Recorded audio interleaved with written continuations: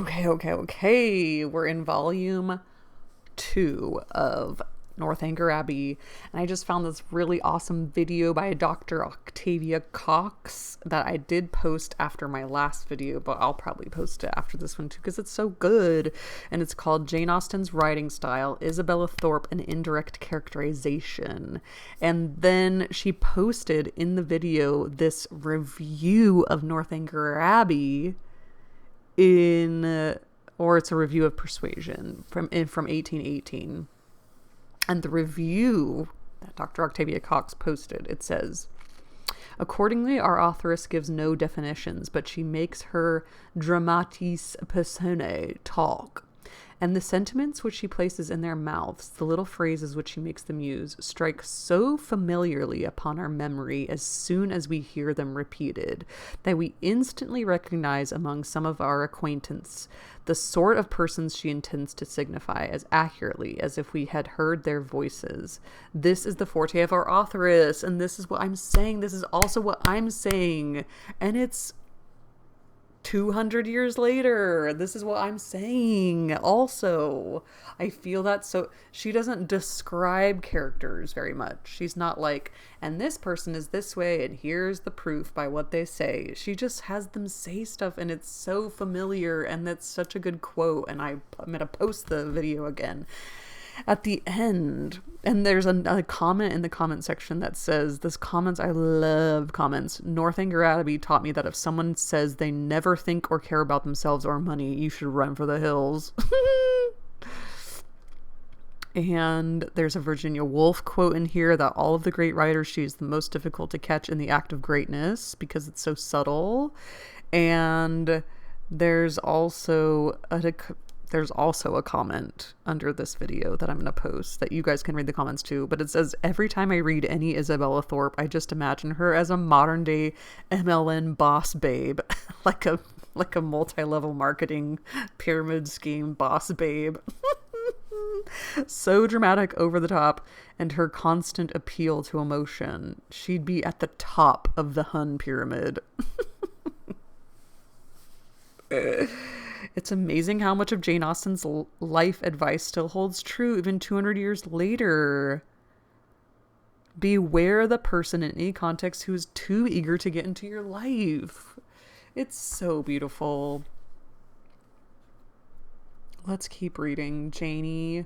I'm so sad this is her last book. I'm so impressed. She wrote 6 books in her whole life, and I can't believe I've never read any of them until now, this very year, 2025, this very year.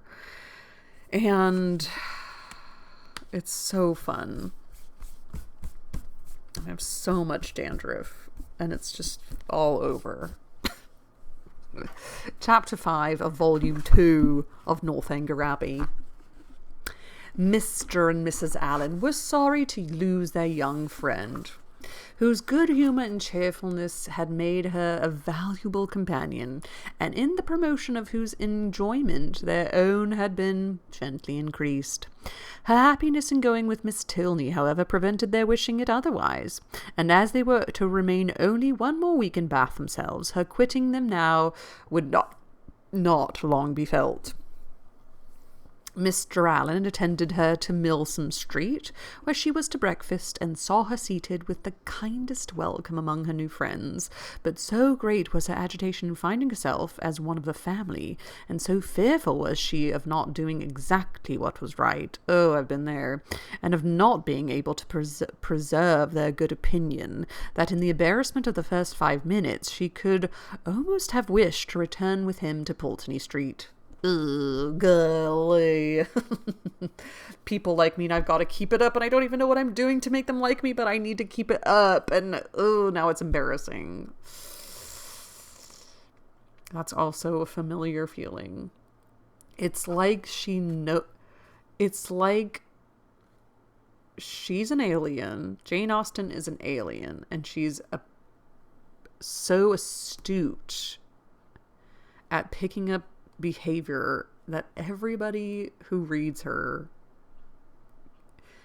is imbibed with this feeling of like, you are alive right now and you're telling me exactly how I have felt before. It's incredible.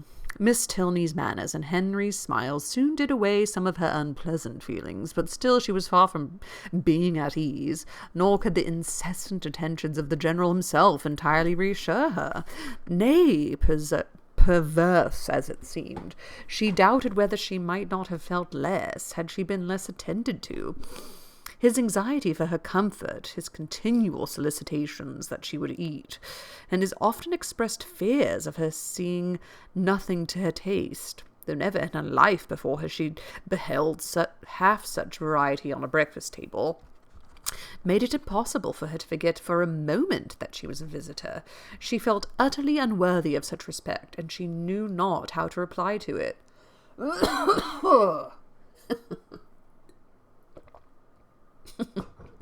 Her tranquillity was not improved by the general's impatience for the appearance of his eldest son, nor by the displeasure he expressed at his laziness when Captain Tilney at last came down. She was quite pained by the severity of his father's reproof, which seemed disproportionate. God, that's a really long word. I've never really seen it spelled out very often. Disproportionate. Wow. To the offence. And much was her concern increased when she found herself to the principal cause of the lecture, and that his tardiness was chiefly resented from being disrespectful to herself. This was placing her in a very uncomfortable situation, and she felt great compassion for Captain Tilney without being able to hope for his goodwill.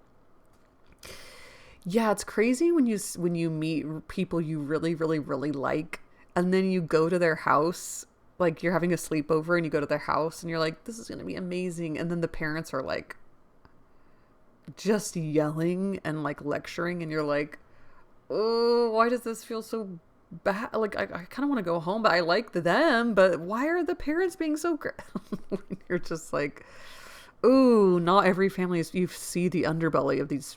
Not every family is like perfect. None of us are. Even though it may come off like that when you meet somebody and then you go to their home life and you're like, are you guys okay? He listened to his father in silence and attempted not any defense, which confirmed her in fearing that the inquietude of his mind on Isabella's account might be, by keeping him long sleepless, have been the real cause of his rising late. It was the first time of her being decidedly in his company, and she had hoped to be now able to form her opinion of him. But she scarcely heard his voice while his father remained in the room, and even afterwards, so much were his spirits affected, she could distinguish nothing but these words, in a whisper to Elinor. How glad I was when you were all off. How glad I shall be when you are all off. What did I even read? That's crazy. How glad I shall be when you are all off. The bustle of going was not pleasant. God. The clock struck 10 while the trunks were carrying down, and the general had fixed to be out of Milsom Street by that hour. His great coat, instead of being brought for him to put on directly, was spread out in the curricle in which he was to accompany his son. The middle seat of the chaise was not drawn out, though there were 3 people to go in it, and his daughter's maid had so crowded it with parcels that Miss Morland would not have room to sit, and so much was he influenced by this apprehension when he handed her in, that she had some difficulty in saving her own new writing desk from being thrown out into the street. At last, however, the door was closed upon the 3 females, and they set off at the sober pace in which the handsome, highly fed 4 horses of the gentleman usually perform a journey of 30 miles. Highly fed 4 horses of a gentleman usually perform a journey of 30 miles. Such was the distance of Northanger from Bath, to be now divided into 2 equal stages. Catherine's spirits revived as they drove from the door, but with Miss Tilney she felt no restraint, and with the interest of a road entirely new to her, of an abbey before, and a curricle behind, she caught the last view of Bath without any regret, and met with every milestone before she expected it. the tediousness of 2 hours' bait at Petit France, in which there was nothing to be done but to eat without being hungry, and loiter without anything to see, next followed, and her admiration of the style in which they travelled, of the fashionable chaise and four, postilions handsomely liveried, rising so regularly in their stirrups, and numerous outriders properly mounted, sunk a little under this consequent inconvenience. Had their party been perfectly agreeable, the delay would have been nothing. But General Tilney, though so charming a man, seemed always a check upon his children's spirits, and scarcely anything was said but by himself, the observation of which, with his discontent at whatever the inn afforded, and his angry impatience at the waiters, made Catherine grow every moment more in awe of him, and appeared to lengthen the 2 hours into 4. Ugh! At last, however, the order of release was given, and much was Catherine then surprised by the General's proposal of her taking his place on his son's curricle for the rest of the journey. The day was fine, and he was anxious for her seeing as much of the country as possible. The remembrance of Mr. Allen's opinion respecting young men's open carriages made her blush at the mention of such a plan, and her first thought was to decline it, but a second, of greater deference for General Tilney's judgment, he could not propose anything improper for her, and in the course of a few minutes she found herself with Henry in the curricle, as happy a being as ever existed. A very short trial convinced her that a curricle was the prettiest equipage in the world, and chaise and four wheeled off with some grandeur, to be sure, but it was a heavy and troublesome business, and she could not easily forget its having stopped 2 hours at Petit France. Half the time would have been enough for the curricle, and so nimbly were the light horses disposed to move that had not the General chosen to have his carriage lead the way, they could have passed it with ease in half a minute. But the merit of the curricle did not all belong to the horses. Henry drove so well, so quietly, without making any disturbance, without parading to her or swearing at them, so different from the only gentleman coachman whom it was in her power to compare him with, John Thorpe. And then his hat sat so well, and the innumerable capes of his great coat looked so becomingly important. To be driven by him, next to dancing with him, was certainly the greatest happiness in the world. Catherine! In addition to every other delight, she had now that of listening to her own praise, of being thanked, at least, on his sister's account for her kindness in thus becoming her visitor, of hearing it ranked as real friendship and described as creating real gratitude. Yeah, as opposed to Isabella Thorpe, who's like, "Oh, I love you so much. There's no bounds and ends to my love," and blah, blah, blah, blah, blah, blah, blah. And but I'm not going to talk to you this night. And I also am going to flirt with your lover's friend brother instead of your brother. Whatever. His sister, he said, was uncomfortably circumstanced. She had no female companion, and in the frequent absence of her father was sometimes without any companion at all. "But how can that be?" said Catherine. Are not you with her?" "Northanger is not more than half my home. I have an establishment at my own house in Woodston, which is nearly 20 miles from my father's, and some of my time is necessarily spent there." "How sorry you must be for that." "I am always sorry to leave Eleanor." "Yes, but besides your affection for her, you must be so fond of the Abbey. After being used to such a home as the Abbey, an ordinary parsonage house must be very disagreeable." "Oh," he smiled and said, "You have formed a very favourable idea of the Abbey." "To be sure I have. Is not it a fine old place, just like one reads about?" "And are you prepared to encounter all the horrors that a building such as what one reads about may produce? Have you a stout heart? Nerves fit for sliding panels and tapestry?" "Oh, yes. I do not think I should be easily frightened, because there would be so many people in the house, and besides, it has never been uninhabited and left deserted for years, and then the family come back to it unawares without giving any notice, as generally happens. No, certainly. We shall not have to explore our way into a hall dimly lit by the expiring embers of a wood fire, nor be obliged to spread our beds on the floor of a room without windows, doors, or furniture. But you must be aware that when a young lady is, by whatever means, introduced into a dwelling of this kind, she is always lodged apart from the rest of the family. While they snugly repair to their own end of the house, she is formally conducted by Dorothy, the ancient housekeeper, up a different staircase, and along many gloomy passages into an apartment never used since some cousin or kin died in it about 20 years before. Can you stand such a ceremony as this?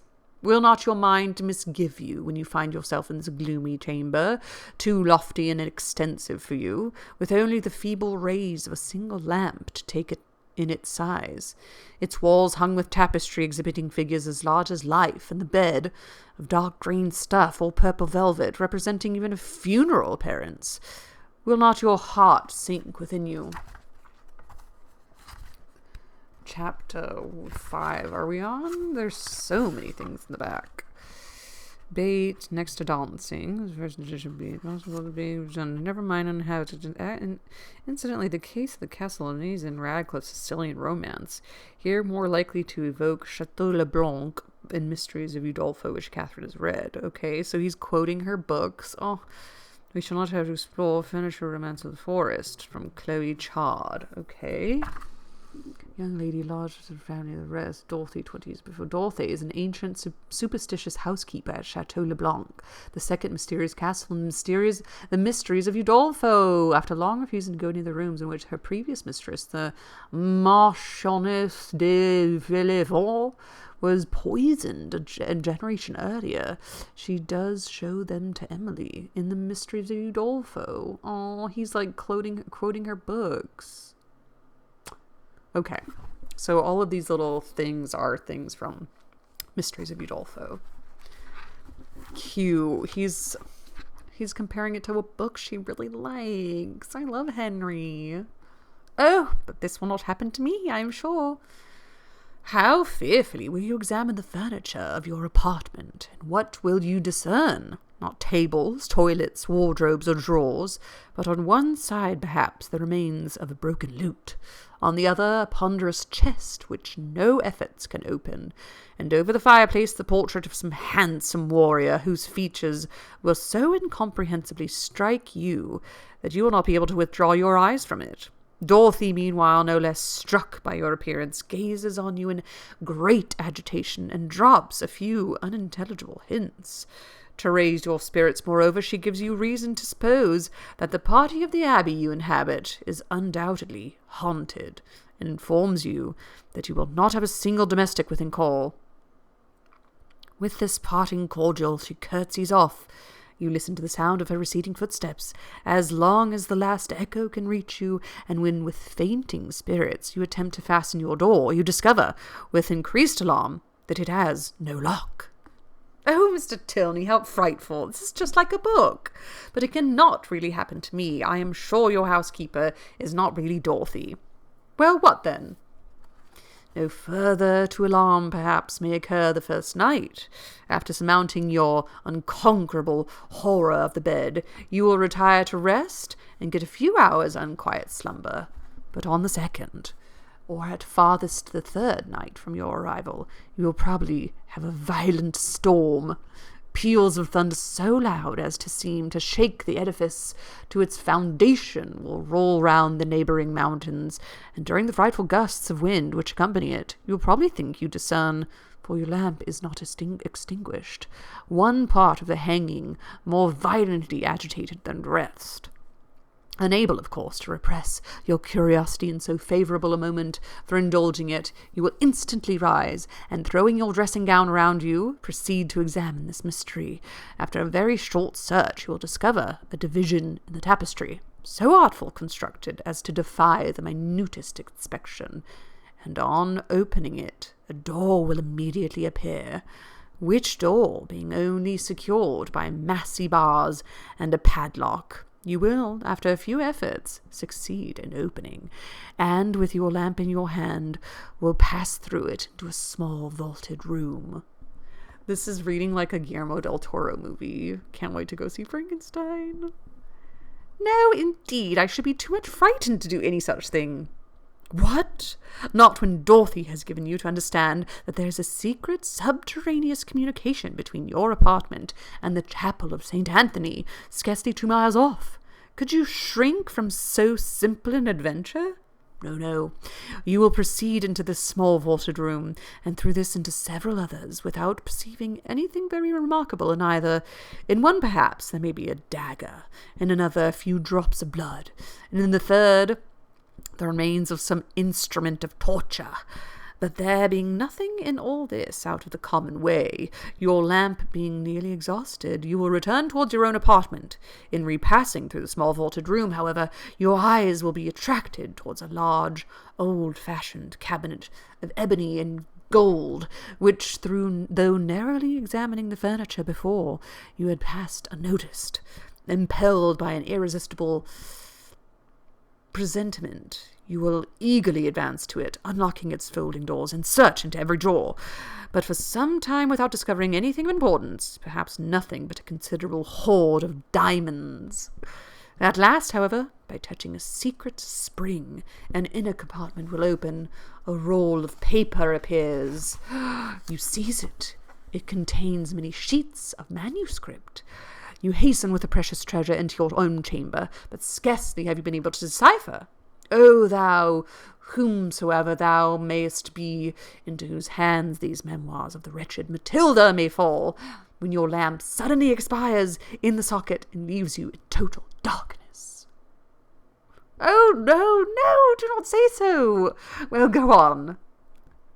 This is so fun. Wait, let me do the Matilda one first. In the back. Chapter 5? Volume 2, Chapter 5. Okay. The Wretched Matilda.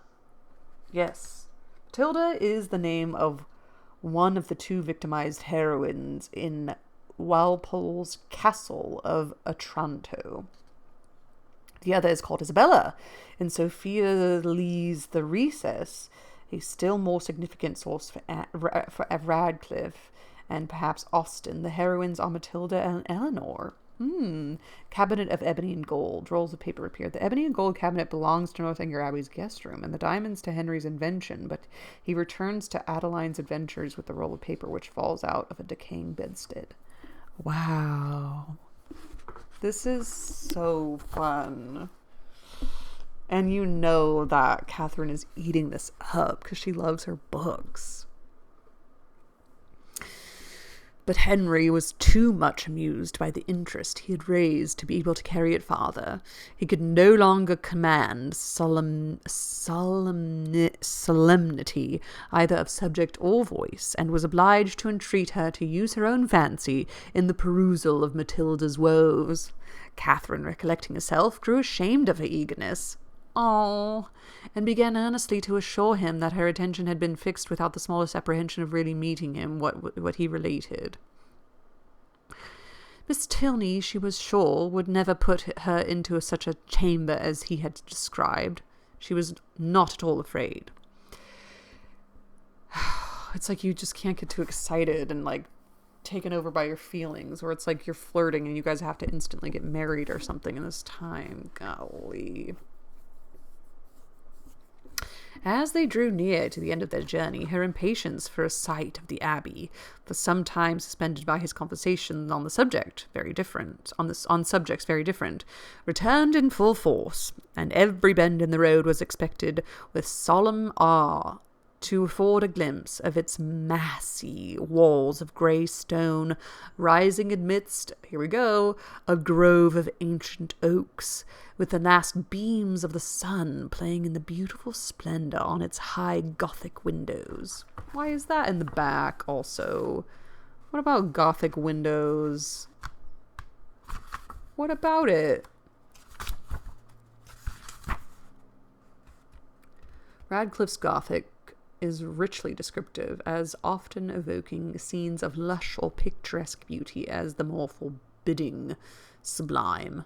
Northanger Abbey is quite unlike Udolpho, high in the Apennines, but its low setting in the woods resembles that of Chateau le Blanc in Provence, or the Abbey in Romance of the Forest. Okay, so we're sort of Gothic but not Gothic. Okay. But so low did the building stand that she found herself passing through the great gates of the lodge into the very grounds of Northanger, without having discerned even an antique chimney. Chimney. She knew not that she had any right to be surprised, but there was a something in this mode of approach which she certainly had not expected. To pass between lodges of a modern appearance, to find herself with such ease in the very precincts of the Abbey, and driven so rapidly along a smooth, level road of fine gravel without obstacle, alarm, or solemnity of any kind, struck her as odd and inconsistent. She was not long at leisure, however, for such considerations. A sudden scud of rain driving full in her face made it impossible for her to observe anything further, and fixed all her thoughts on the welfare of her new straw bonnet. The welfare. And she was actually under the Abbey walls, was springing, with Henry's assistance from the carriage, was beneath the shelter of the old porch, and had even passed on to the hall, where her friend and the general were waiting to welcome her, without feeling one awful foreboding of future misery to herself, or one moment's suspicion of any past scenes of horror being acted within the solemn edifice. The breeze had not seemed to waft the sighs of the murdered to her. It had wafted nothing worse than a thick mizzling rain, and having given a good shake to her habit, she was ready to be shown into the common drawing-room, and capable of considering where she was. An abbey!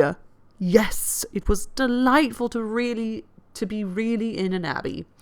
But she doubted, as she looked round the room, whether anything within her observation would have given her the consciousness. The furniture was in all the profusion and elegance of modern state.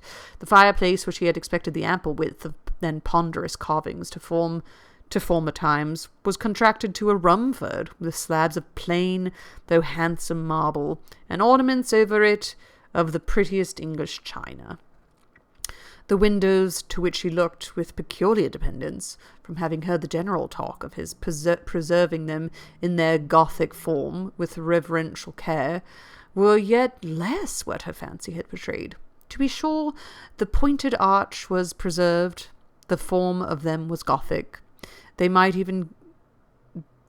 be even casements, but every pane was so large, so clear, so light. To an imagination which had hoped for the smallest divisions, and the heaviest stonework for painted glass, dirt, and cobwebs, the difference was very distressing. The general, perceiving how her eye was employed, began to talk of the smallness of the room and simplicity of the furniture, where everything, being for daily use, pretended only to comfort, etc., flattering himself, however, that there were some apartments in the Abbey not unworthy her notice, and was proceeding to mention the costly gilding of one in particular, when, taking out his watch, he stopped short to pronounce it, with surprise, within 20 minutes of 5. This seemed the word of separation, and Catherine found herself hurried away by Miss Tilney in such a manner as convinced her that the strictest punctuality to the family hours would be expected at Northanger. Returning through the large and lofty hall, they ascended a broad staircase of shining oak, which, after many flights and many landing places, brought them upon a long, wide gallery. On one side it had a range of doors, and it was lighted on the other by windows which Catherine had only time to discover looked into a quadrangle before Miss Tilney led the way into a chamber, and scarcely staying to hope she would find it comfortable, left her with an anxious entreaty that she would make as little alteration as possible in her dress. Hoping to find old, ancient, Gothic haunted scenes, she only found a modernized Abbey. Sounds like she's already just like a little disappointed, huh? Well, that was a fun carriage ride, though. Whoa. And a really fun little story that he made up. Oh, he knows her heart. Henry Tilney knows Catherine Walden's heart. Don't you think? Happy reading to you all. So grateful. Manifesting Catherine Morland style. Happy reading and ta-ta.